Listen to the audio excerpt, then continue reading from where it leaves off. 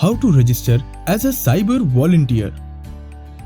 Visit the official website of the National Cybercrime Reporting Portal www.cybercrime.gov.in. Create a login ID and fill in all the details like name, mobile number and complete the OTP verification. Provide the required information in the section of Registration Step 1 on the User Volunteer Profile Details page. Upload all the required documents like resume, ID proof and passport size photograph. Select any one of the three types of volunteership. 1.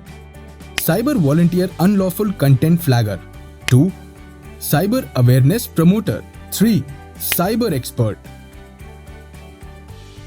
In the section of Registration Step 2, mention details including answers to A. Why do you want to become a cyber volunteer? B. What skill set can you use to contribute? C.